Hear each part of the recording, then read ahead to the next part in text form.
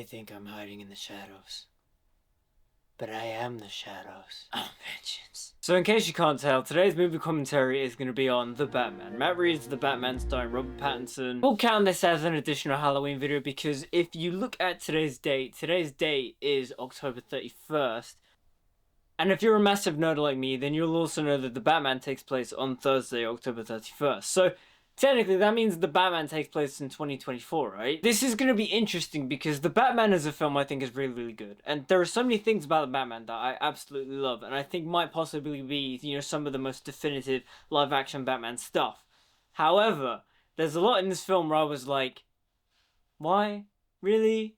Does it have to be this long? And there's a big overall gripe that I have with the Matt Reeves Batman universe that I will talk about when we get into it. Because overall, I do really love this film. And I think overall, I love Matt Reeves' take on the Batman. However, there's just some stuff in it where I'm like, this is holding it back from being the definitive live-action Batman. I also want to preface that I really like this film. It's not my favorite Batman film, and it's not the perfect Batman film that I thought it was going to be. I do feel like that my relationship with this film is a little bit, I wouldn't say sour, but it's been tempered by the fact that going into this film, I remember the first trailer for this film when it released during DC Fandom. I thought this was going to be the definitive perfect Batman film. And watching it, I really like it. However, there's a lot of things where I watch it and I go, why is it this long? It doesn't have to be this long. And I also don't think that it's one of the best Batman films ever made, as according to certain parts of the fandom. Like, it's a very good Batman movie and there's so much of it that I love and adore. But there's a lot in it that I just want to kind of, take a little step back and go, this doesn't work as well as people say it does. But we'll get into that stuff when we get into the commentary. But before we get into the commentary, don't forget to like, comment, subscribe, follow me on social media. It's all down in the description. Don't forget to follow me specifically on Instagram and TikTok. What else? I got to plug EF Manar. Before we get into the video, I just want to quickly plug my latest short film, The Shining Optimism of EF Manar. Keep the spark alive. As dreamer and optimist E.F. Manar must find a way to keep his hopes and passions alive in a cynical world. Inspired by Wonka and The Greatest Showman, a lot of time, effort, love, and passion was put into this project, so I would really appreciate it if you guys could give it a watch. The film is linked down below in the description, and it's also on the homepage of my YouTube channel. I hope you guys watch it and really enjoy it. Anyways, back to the video. And I think that is everything. So without further ado, let's get into the movie commentary for The Batman. I'm vengeance. So this opening shot of the Riddler's POV is really great. There's so much of like an artistic flourish that Matt Reeves brings to The Batman. And overall, it makes the film feel very, cinematic. It doesn't feel like a mass-produced corporate product. This doesn't feel like the later DCEU films or the current-day Marvel Cinematic Universe films. There is an artistic flourish. Matt Reeves and his cinematographer Greg Fraser, who's just absolutely killing it in this film and in Doom Part 2. The overall stylistic vision for this film is fantastic. However, that opening first-person shot goes on for 2 minutes, and why? It doesn't have to be that long. Like, I get setting a mood and an atmosphere, but that specific shot does not have to be 2 minutes long. So Riddler's design in this film, I think, is both a blessing and a curse, because on the one hand, it's really cool that he's essentially a green version of the Zodiac Killer, because that's cool. On the other hand, this is the Riddler. Like, he doesn't have to be, dressed like the Zodiac Killer, like, just, give him the green shirt, do what the Arkham games did. But then again, I feel like that is more of a nitpick than a complaint with the film, because technically this is Riddler before he has become the Riddler. And I feel like that by the end of the film, we have gotten him to that point where now, the next time he appears, he can be more comic booky, he can be dressed in like a green suit and be like, greetings Batman, you absolute coward. Characterize him a little bit more like the Arkham Riddler. So in many ways, regard my complaint with Riddler's outfit in this film more as like a nitpick, because I do feel like going forwards, he can progress and look like the comic book Riddler. And I think one of the reasons as to why I'm really pointing towards the Arkham games as a source of reference is because visually, when you look at the colors of this film, this feels like the Arkham games brought to life. Something about the shadows and the tungsten lighting, it feels very Arkham-y, especially Arkham Knight, because I started playing that recently. And going from Arkham Knight to rewatching The Batman, I was like, oh, you can really see the Arkham influences in this film. Thursday, October 31st. Thursday, October 31st. The city streets are crowded for the holiday, even with the rain.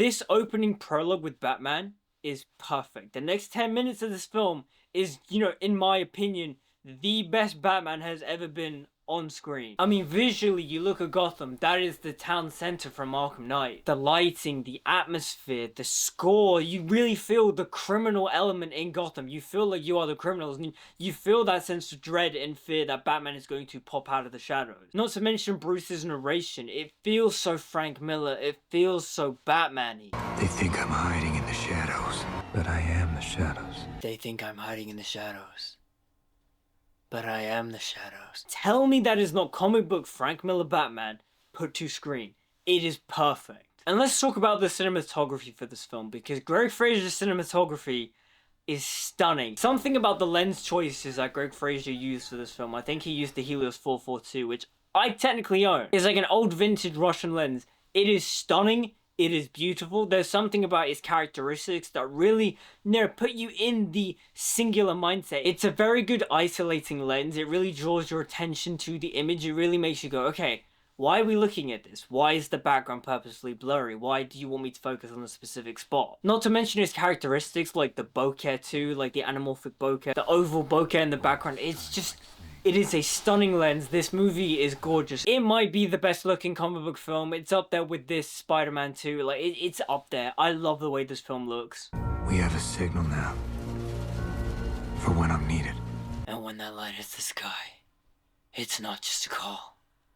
It's a warning to them. Pattinson's narration is so perfect. You can feel like the anger, but also the cold distance of Bruce Wayne in his voice. You feel the Batman anger, but there is an isolation and a coldness that comes from Bruce Wayne. When Matt Reeves said he wanted to capture the year 1/year 2 Batman, this is it. This is perfect. He's gone through his origin story, but he himself is not, evolved as a human being yet. He hasn't gone and experienced the outside world yet. He's disconnected, he's closed off. It's fantastic. And everything that Pattinson does with his acting, it really just shines through.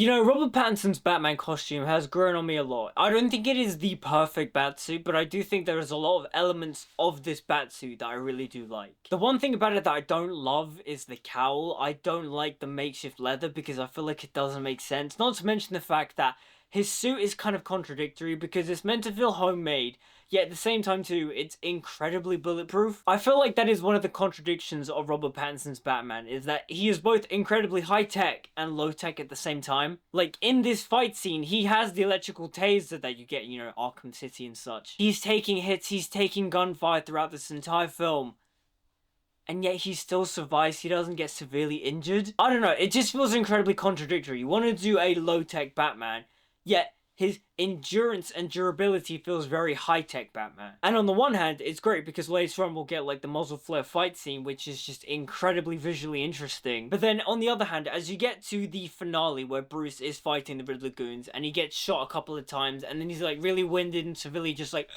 what do? I've got to take adrenaline. How am I as an audience member meant to buy into those stakes when he's been tanking hits throughout the entire film? There is also something about the silhouette of the costume that I really do like because it reminds me of the Telltale Batman suit. It's an unrefined version, but overall it looks like that. It also resembles the Arkham Knight costume as well. I'm vengeance. I remember seeing that in the trailer and I thought it was absolutely incredible, and it is just... it's so good. Also, there's something about the way this fight scene is choreographed and shot. It feels like an Arkham game fight scene. I'm watching it and I can see the counter marking, above the heads. It's just like, oh, quick, press triangle to counter. It feels very Arkham-y and I love that. One of the things I love about the cinematography for this film, and I mentioned it earlier, is the idea of perspective. There is such a singular focus on a character. These shots of Gordon and Batman walking into the crime scene, it just feels very personal. You, the audience member, feel like you are Gordon or Batman walking to this crime scene. The way the camera moves, the tracking of it, just mwah. I remember in the build-up to the release of this film, Matt Reeves was talking about his inspirations for the film. He cited Seven and Zodiac and a lot of David Fincher's stuff as a real source of inspiration, and you can totally see that throughout the entire film. Especially with a lot of the GCPD stuff, which I think is really cool because there's such a fun balance of it, feeling really grounded and gritty, but also being incredibly comedic, and I think that's one of the film's strongest points. It does manage to have this Batman comic booky tone to where, like, it is serious. There is a lot of dark elements here. However, there is also a lot of humor to be had in these scenes. Like when the CSI guy bumps into Batman. That's funny. Excuse me. I love how the mayor's son is essentially like an allegory or a symbol for Bruce Wayne and his trauma. Like Bruce as Batman looks at this kid and goes, oh, he's like me. And that idea is written all across Robert Pattinson's face, and honestly, Pattinson's acting in the Batman costume is fantastic. A lot of it stems from his eyes, and just, it's so good. It's all over his face. You can just see that look in his face and just going, damn, he's like me. But also too, this kind of like seeds the idea of like, this Batman needs a Robin, and I really hope in the sequels down the road he gets Robin, because it just makes sense for this Batman to have a Robin. Like emotionally, he kind of needs to grow up and look after someone other than himself. Like it makes sense, and if we don't get Robin in these films, it would be a wasted opportunity, I think. Also, the use of Nirvana's Something in the Way is fantastic. There's something in the way, obviously being Bruce himself. Symbolically, he's in the way. The idea of vengeance clouding his mind and realizing that Batman is not just a figure of vengeance. By the end of the film, he realizes that Batman is to be more and be a source of hope for the people of Gotham. Like, thematically, the song is tied to the film and it works wonderfully. Also, not to mention the fact that it makes the film very grungy and moody. And in many ways, yes, this is emo Batman, but like, it kind of works. It's like, if you're gonna do an emo version of Batman, this interpretation is like the fantastic way to do it. Especially with the casting of Robert Pattinson and the way he plays Batman. It's like, oh yeah, when he was cast, everyone was like, Twilight boy. And oh my god, you got this emo guy to play Batman, he's gonna be emo Batman. And that's the point. And it works perfectly, and I love it. Also, there's something about this film that makes like motorcycling during the rain, which is supposedly really, really dangerous. It makes it look really cool. Like, it just looks like such a vibe. I want to do that. I also love how a lot of Bruce's internal monologue comes from his journal. Like, it's not just something that he's saying for the film to, you know, build atmosphere and make it really edgy. It also comes from a place. He's journaling his thoughts. He's trying to remember. It feels so detective-y, but also at the same time too, it just feels right. Like, of course, Batman would have a journal and he'd like document everything. You're becoming quite a celebrity. So Andy Serkis as Alfred, I think, is completely fine. He is in no way, shape or form the best Alfred. I mean, Michael Caine. Michael Caine, Master Wayne. And what if, spare you pain, I burned that letter? Like, playing Alfred after Michael Caine is just incredibly big shoes to fill. I mean, I really like Jeremy Irons as Alfred in the Ben Affleck stuff. Like, I really like Jeremy Irons as Alfred. And I feel like Andy Serkis does a fine job. He's just not really in the film enough. And if I'm correct, the reason why he's not in the film as much is because he was directing Venom 2, which just... the film's not good. And honestly, it sucks because, like, I wish we got more Alfred in this film, because I do like the dynamic he and Bruce have. But, and this is kind of like a recurring theme with this film, I need more. We'll get to when we get to it, but it's a thing where it's like, there's so much of this film where it's like, oh, this is a good idea on paper, but I need it to do more. And a lot of this has to do with Bruce's arc from shifting from being vengeance into being the symbol of hope. And by the end, it's like, we get there. Like, we do see Bruce's Batman wants to change. However, there's stuff in the script where it's like, Bruce Wayne needs to do more, but he doesn't. That's what I'm afraid of. Alfred, stop. You're not my father. Like, all this stuff with Bruce and Alfred is good, but in many ways, it does feel like, yeah, we've done this before. This was, like, the whole point of Batman Begins. This was, like, in the Ben Affleck stuff. A lot of it does feel like we're rinsing and repeating this kind of stuff. It's like, yeah, I know. They have this whole, like, father-son dynamic, but also, too, Bruce is, like, at the beginning, pushing Alfred away. We've done this before. That's interesting. Right, okay, this is where the very nitpicky Batman fanboy in me is gonna come out. So, in the comics, Batman is a psycho. He's an absolute freak in the sense of, you know, he's trained his mind and his body to peak physical human condition. He's a nut job. His exercise routine is insane. His diet is insane. Bruce Wayne is the type of person that would not allow his body to get to the point where he is so deficient in vitamin D he has to wear sunglasses. No. Like, I get it, Matt Reeves. You want to make him dark, moody, edgy Batman. But no. That goes against the whole point of Batman. Don't trust me? You mean like you trust me? It's been 2 years now, and I don't even know who you are, man. I like how the dynamic between Batman and Gordon is different in this film. Like, in this film, they just feel like a buddy cop duo. You know, they're just walking around, and Gordon's always calling Batman man. He's like, hey, man, what are you doing, man? Come on, man. Toughen up, man. Fix up, man. And whilst we're at it, Jeffrey Wright as Jim Gordon is fantastic. Like, he's not Gary Oldman, because Gary Oldman was like peak perfect casting for Jim Gordon. But Jeffrey Wright is fantastic as Jim Gordon. Now, I remember too, at the time when he was cast, I was like, oh, Commissioner Gordon is black. Okay. We've never had a black Gordon before in live action or in the comics. But honestly, when you watch the film, Jeffrey Wright slips into the character so effortlessly that his race, it's not a problem. Like, it never is a problem, but it's the fact too of like, he's the first black Gordon in live action. And you don't really notice it. He's genuinely fantastic. He shows up on screen and you're like, yep, that's James Gordon. I don't know what else you want me to say. That's James Gordon. Thumb drive. You see what I mean about how this film has like weird, dark, comedic elements to it? Like, this just feels very comic booky Batman. Like, this movie isn't humorless.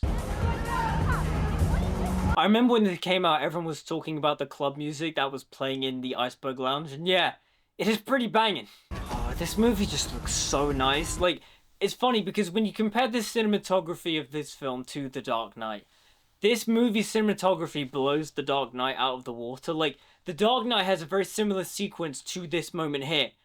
But in the Batman, it just looks so much better. It's staged better, it's lit better, the choice of lens is better. That's not me saying that The Dark Knight is a bad film. It's just that, you know, the cinematography for this film is exceptional. And the fact too that this was not nominated / won the Oscar in 2023, technically. But the fact that this wasn't nominated and won the Oscar for Best Cinematography is a crime. Whoa, take it easy, sweetheart. Colin Farrell is fantastic as Oswald Cobb. I was gonna say Oswald Cobblepot, but the Penguin show did that dumb thing where they called him Oz Cobb. You know what, whilst we're at it, let's quickly talk about the Penguin so far. So far, I'm really enjoying the Penguin. I think the Penguin is fantastic. However, the issue I have with the Penguin, which is essentially a problem I have with the Matt Reeves universe, is we somehow can do all the goofy comic booky things like Batman has the motorcycle. He has a Batmobile, he's wearing the Batsuit, we can go super comic booky with certain things. But calling Oswald Cobblepot is too far. We have to call him Oz Cobb. Oh yeah, Catwoman. We'll basically give her the Arkham City costume.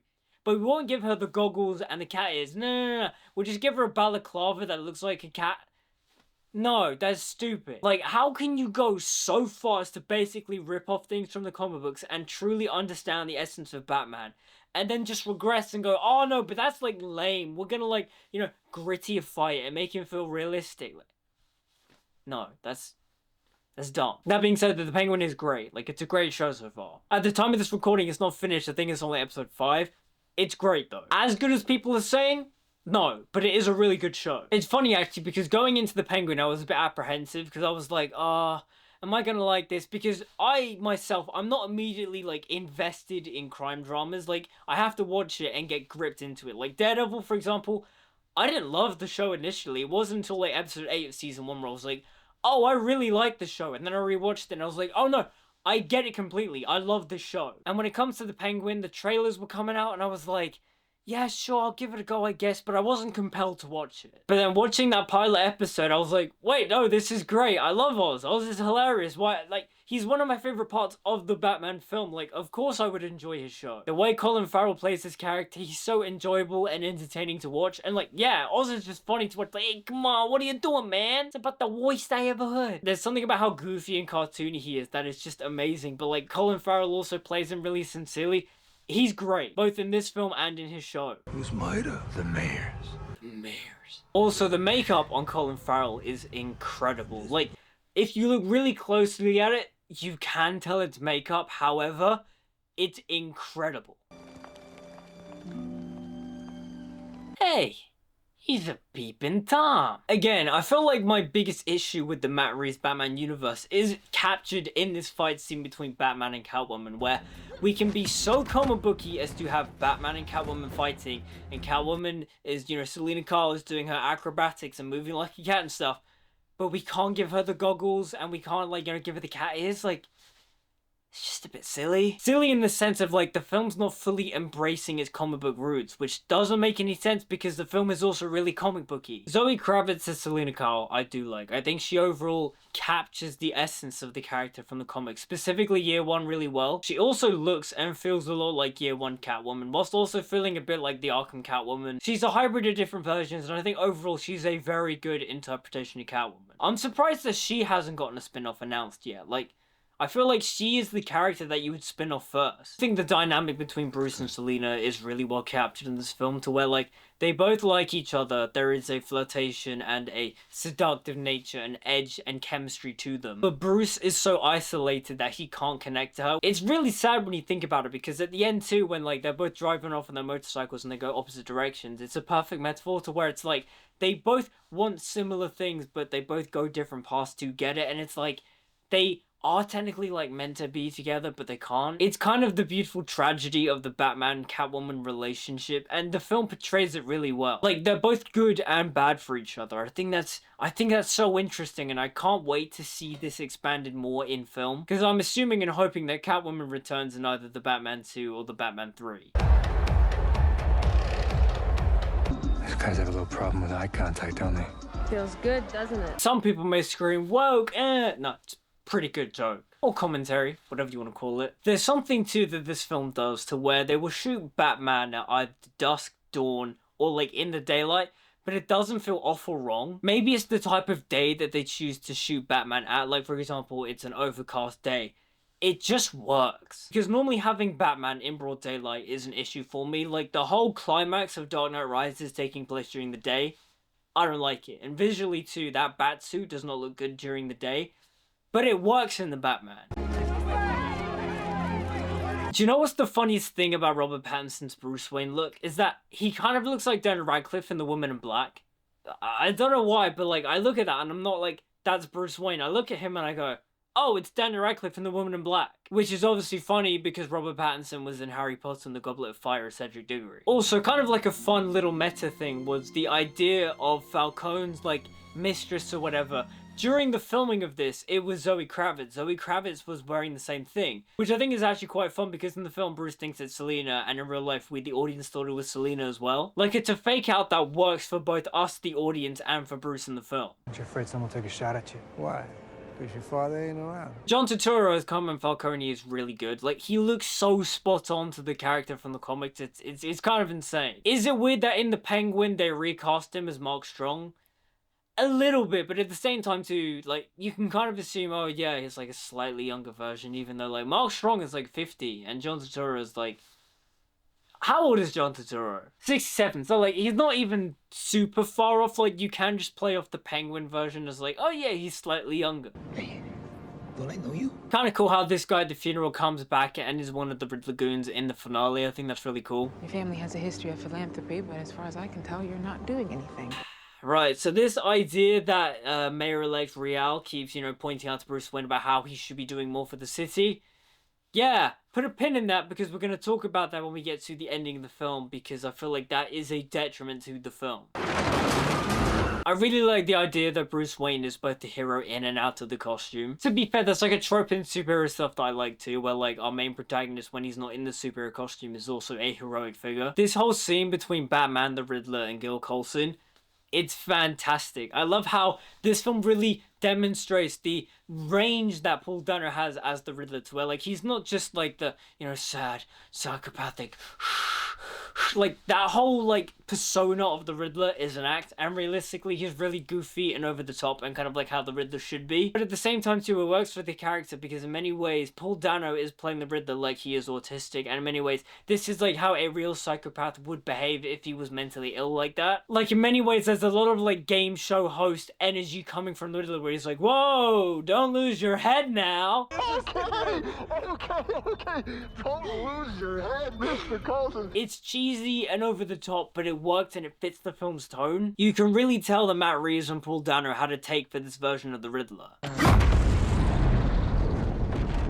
You see what I mean as to the question as to how invulnerable is this Batman? Because he essentially, like, yes, he covers his face, but he essentially took a bomb blast to the face. And he's completely fine, but yet in the finale, he'll get shot with a bunch of shotguns at, like, semi-close range, and he's winded and has to take adrenaline to continue fighting.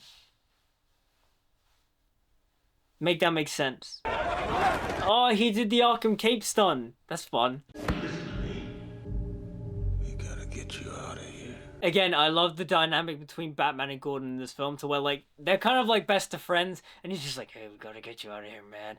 Punch me in the face. It's so good. So the, like, wing gliding bat suit, squirrel suit thing, I'm not in love with it. I don't really like it. They should have just done the Chris Nolan Batman Begins. The regular Batman gliding cape. I don't know why we had to make it like a squirrel suit. It looks goofy, and not like the good kind of goofy that I was talking about that this film has. This is like really silly looking. Like, Chris Nolan made Batman gliding look real. He made the gliding cape look real. Why did Matt Reeves have to kind of like feel the need to go, yeah, let's make it a squirrel like gliding suit that they use in the military in the real world? Like, no, it doesn't look good. Again, speaking about the vulnerability of this Batman, he can take all that damage and walk away scot-free, but a shotgun blast in the finale, oh no, that's gonna wind him and he has to take adrenaline. Could have at least pulled that punch, man. I did. That's funny. I love that. The Batmobile chase is really well done in this film. I like the way it's filmed. I love how it's filmed a majority through Penguin's perspective. It really adds to the idea that Penguin is the prey and Batman is the predator. Like, there's a whole car chase feels like a predator chasing after its prey. Do I prefer the car chase in Batman Begins? Yes, I do, but this is also a very solid car chase.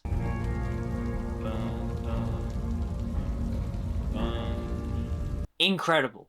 The shot, stunning, no notes, absolute perfection. That being said, Batman peeking his head through the window at the end is kind of goofy, and not like the good kind of goofy, but more like that was a weird choice.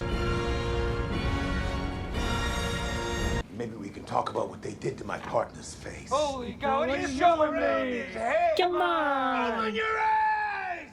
No notes, incredible.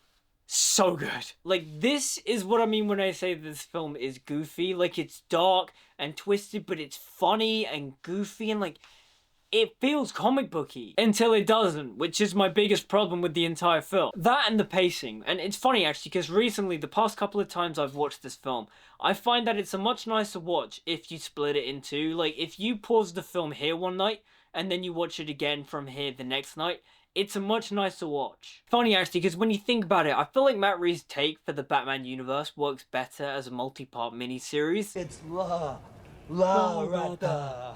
What is this, Riddler, stupid or something? Jesus, look at you two. World's greatest detectives! There's something about the dialogue in this film that I really do like, to where they can have like the goofy Batman phrases like world's greatest detectives, but it feels organic within the script. No habla español, fellas? Do me a favor. No habla español.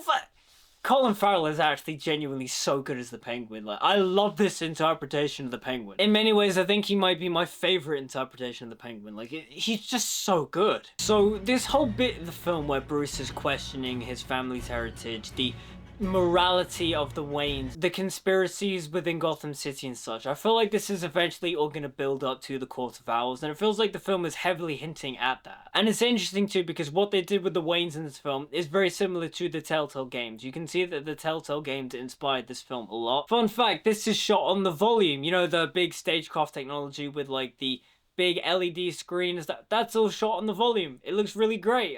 It's funny actually, because when you see people try and use the volume, it seems like the only person that can really use it, you know, to the best of its ability is Greg Fraser. Also, something you should know about me as a filmmaker is that I have a couple of filmmaking kinks: silhouettes and sunsets.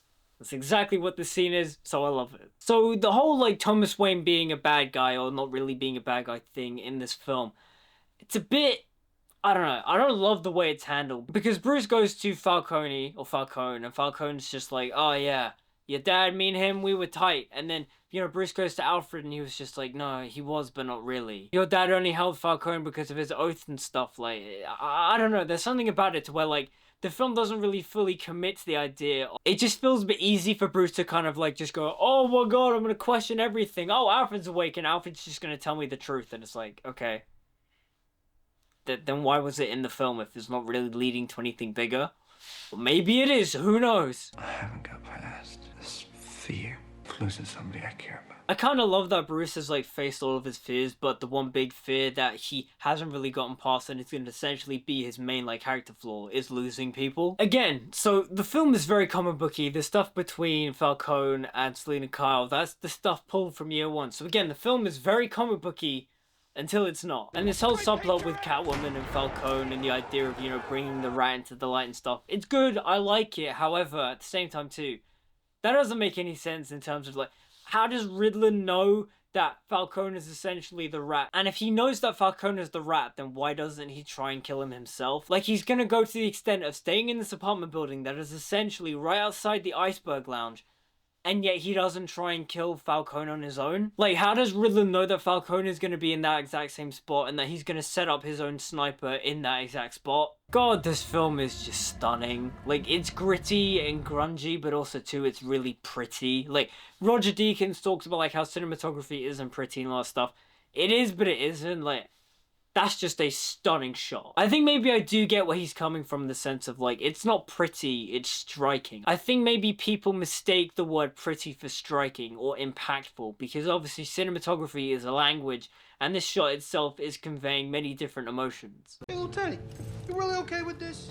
What about chain of evidence? Wearing gloves. It's pretty funny actually. Again, some of the humor in this film is really clever. I told you I'd see you in hell. I really love this scene between Batman and the Riddler because the first half is really tense because it's Batman thinking, oh, he knows who I am, but also too, there's so much going on in Pattinson's face to where he's just like, he might know who I am, and he's saying all these things that sounds like he knows who I am, but at the same time too, I'm not gonna say anything. And then it's that moment where Riddler's just like, Bruce Wayne was the only one that got away, where Bruce is just like, oh, he doesn't know that I'm Batman. Okay, cool. And then the whole dynamic of the scene changes, and it just becomes incredibly... Well, technically it's a meme, so it's funny, but also too, like, the whole dynamic of the scene changes, and it's Riddler versus Batman scene, and Riddler's go like, you don't know the big plan, You're a pathetic psychopath. Begging for attention. Psychopath! It's funny, actually, because Robert Pattinson and Christian Bale pronounce psychopath in the Batman voice in the exact same way. No! Oh, that's not how this was supposed to go. Oh,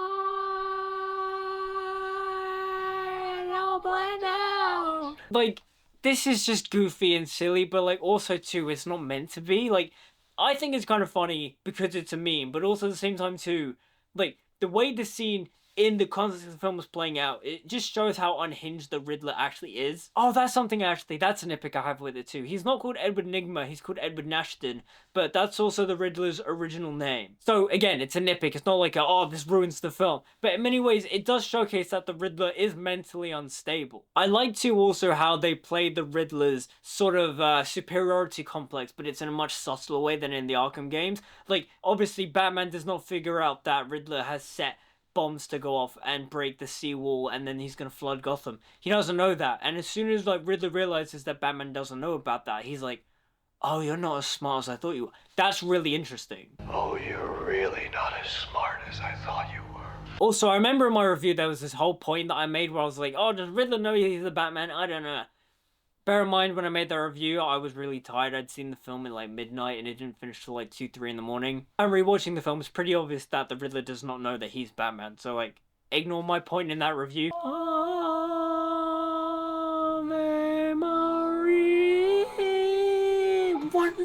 Again, this is just a meme. I think it's hilarious. Some of the stuff they do with the Riddler's social media posts are really funny. Like when he's just like, hey guys, thank you for all the comments. Like, as a YouTuber, I just find that, like, you know, really entertaining. Now, this third act fight, I don't think, like, the movie devolves as the people say. They go, like, oh, the third act of this film sucks. It completely ruins the film. I don't think so. I think it's perfectly fine. I kind of like how intimate and small scale it is. It's just Batman beating up like 20 people. But also, that's not the point of the scene. Like, the whole point of the scene is that, you know, Bruce, you know, saves the people of Gotham. He goes and saves the people. He saves the mayor. He saves the old mayor's kid. He essentially becomes the beacon of light for Gotham. He becomes the hope for Gotham. And so the action set pieces of the scene aren't really the main prominence of the story here. Yes, it does feel a bit obligatory that, yes, the superhero thing has to have a big action finale, but at the same time too, the action is not the forefront of the storytelling here. And now, obviously, I've complained pretty much throughout the whole commentary about the whole thing of Batman has to take adrenaline, even though his armor has pretty much made him invulnerable throughout the whole film. I also do think it might be an interesting idea for the Batman sequels to explore with the idea that maybe he's taking samples of Venom. You know, the Venom that Bane uses to make himself really strong? Like, my issue is not with the fact that he takes adrenaline, it's just the unequal power scaling of Batman in this film. Like, the idea of Batman taking adrenaline is actually something I find really interesting, and like, of course he would have it in his utility belt. It just makes sense. However, something I do think is a bit of an issue here is that Batman absolutely pummels the guy. He like pounds him, and Gordon's reaction is just like, oh Jesus. And then he takes off the mask and the guy's face just looks a bit red, and it's like, there should be blood, there should be teeth missing, there should be big bruises.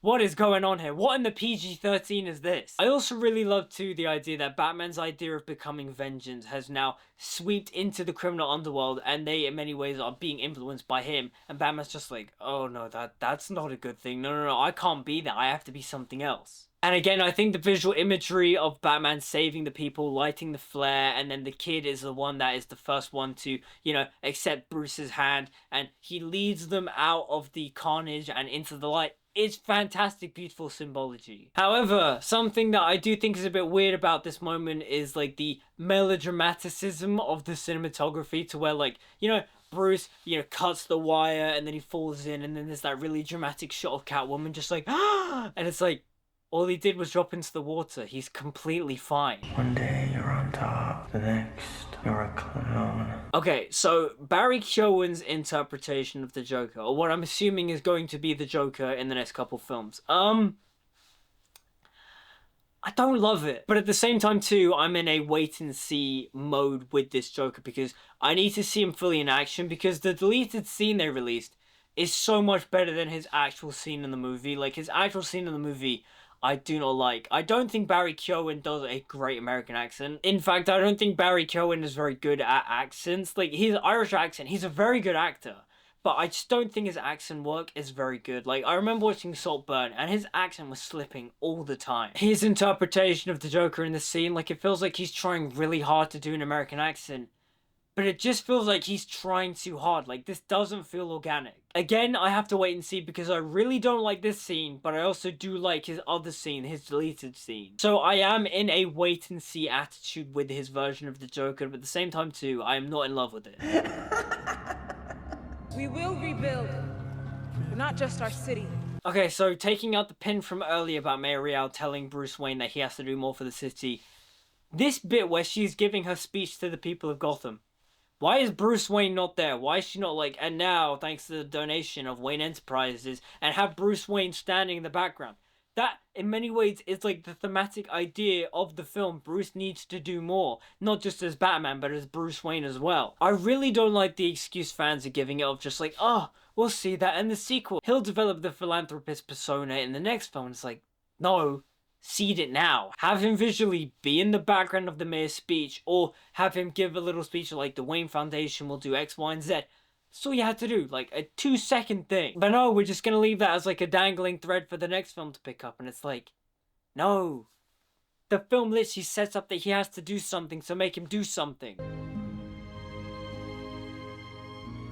This ending with Batman and Catwoman driving off, I think is really good, because I think it perfectly sums up Batman, and especially his relationship with Catwoman. It's like, they're both going opposite directions. He's looking back, wanting and yearning for her, but he can't. He looks forward because the mission is at stake. Gotham is at stake. That I truly do love, and I think it captures Batman perfectly. So yes, that is my commentary on The Batman. Matt Reeves is The Batman, starring Robert Pattinson, and I think overall, I do really like this movie, and I do think there is so much in it that I absolutely love and adore. but it's not the perfect Batman film that the internet makes it out to be. I think the cast is great overall, and I am looking forward to more installments in Matt Reeves' Batman universe. Again, the Penguin's really good so far. But if I was to kind of like surmise my biggest problem with the film is the fact that it is so faithfully comic booky Batman until it isn't, which then makes me go, why? You might as well go all the way. Like, why give Catwoman essentially her leather Arkham City outfit, but you won't give her the goggles and the cat ears? Like, why not? You'll give Batman essentially the Telltale suit / the Arkham Knight suit, but you won't go all the way and have it be a proper looking thing. You're going to give him this really like crappy looking leather cowl. Like, that doesn't make any sense. Not to mention his power scaling is like all over the place in this film. Like, he's incredibly invulnerable throughout like most of the film until you get to the end. Then there's the dangling Bruce Wayne thing where it's like, have him do something. By the end, have him actively contribute and help Gotham. Like, what are we doing here? You literally set it up earlier on in the film. But no, other than that, I think the film's great though. I think the cast is great. They all do the characters really well. I like Pattinson as Batman, and I can't wait to see him more as Batman. Standout cast member for me is Colin Farrell as the Penguin because, come on, what are we doing here? I love it. I love how over the top he is. But those are my thoughts on the Batman. What do you guys think about the film? Let me know in the comments down below. Like, comment, subscribe, follow on the social media, all the good stuff. Until we meet again, see you guys next time. I'm vengeance.